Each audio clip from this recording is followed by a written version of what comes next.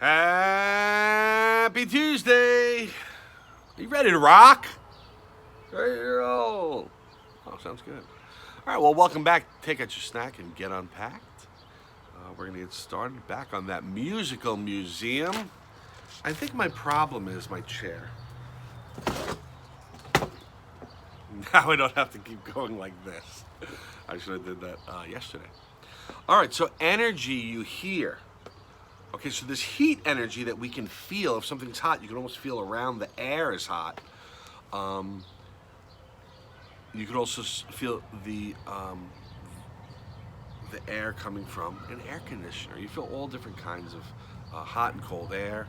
You can have all different types of energy.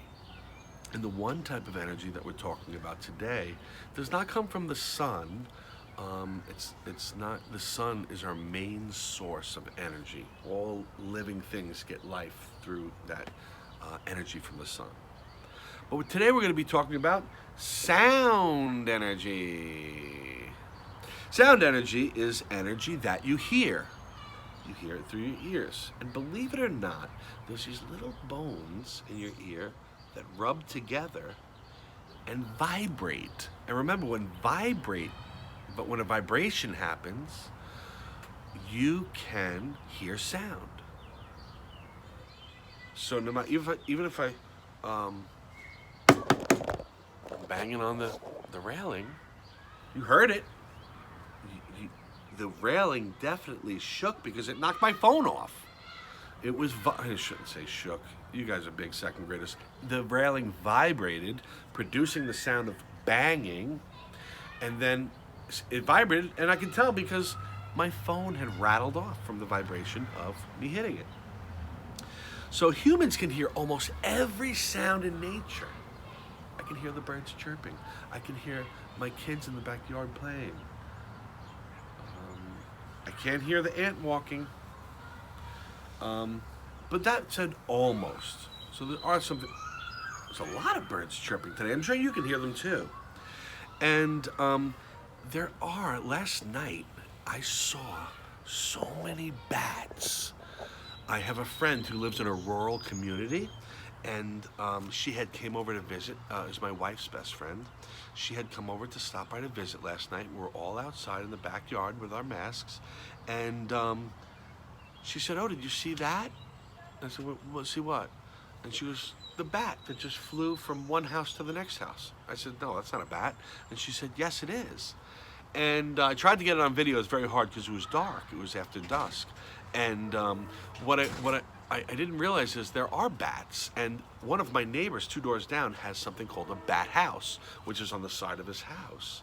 And the bats kind of hang out in there and live in there. And they travel back and forth all around.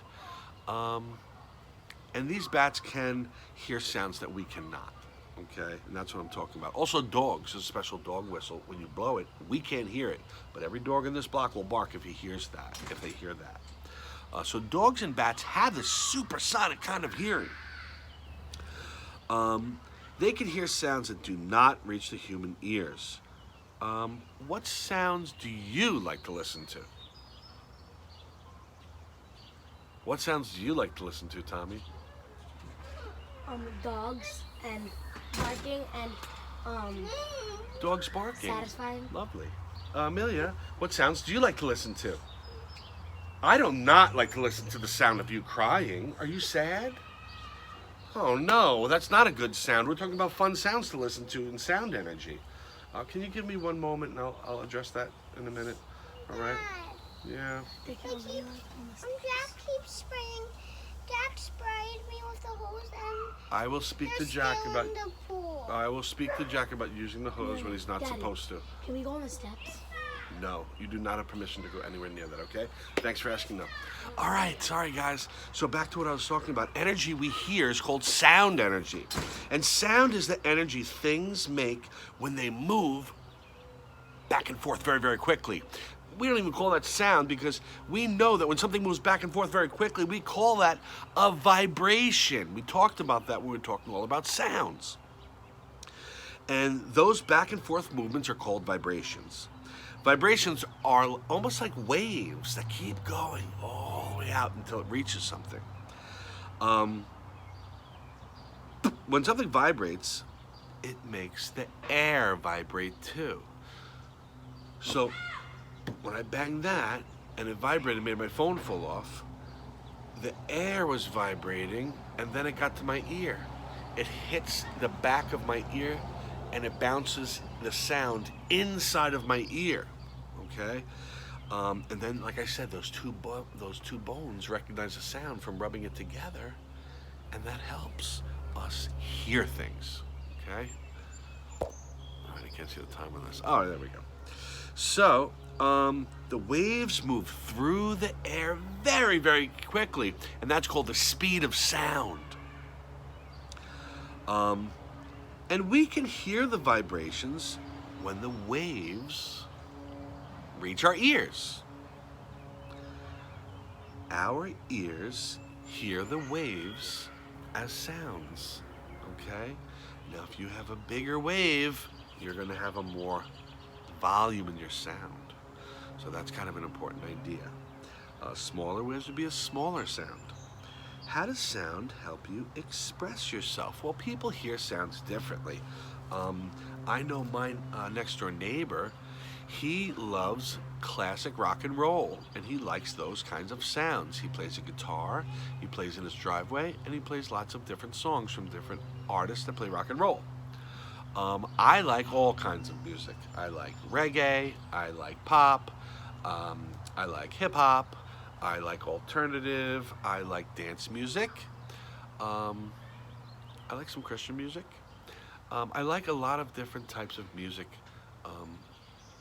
you name it, doo-wop, anything. I have different types of music for different types of moods.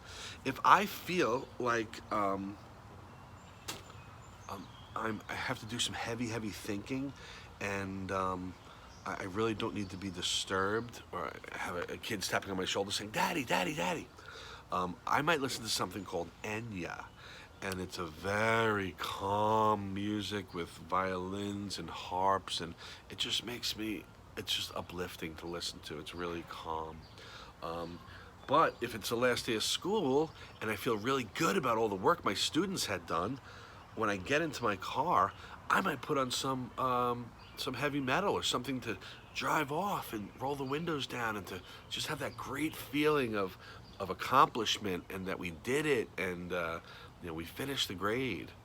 In the last days, all that hard work has come to an end, and you feel so good about doing it all, and just getting ready for that next year. All right, that's enough about sound for today. But tomorrow we're going to go into a new kind of story. It's going to be a short one, just like this. It's a 4-page story, and it talks about deaf music lovers. Now, someone who is deaf has a difficulty hearing because their hearing is limited, or they have no hearing at all. So they have to compensate for sound and communicating a little bit differently. And I'm going to talk all about that tomorrow. And I'm going to talk about deaf music lovers going to a rock concert and how much fun they can have when they go there. And some people might say, well, if they cannot hear, how could they enjoy a concert? Well, I'm going to tell you all about that tomorrow. See you tomorrow, everybody. Have a great day.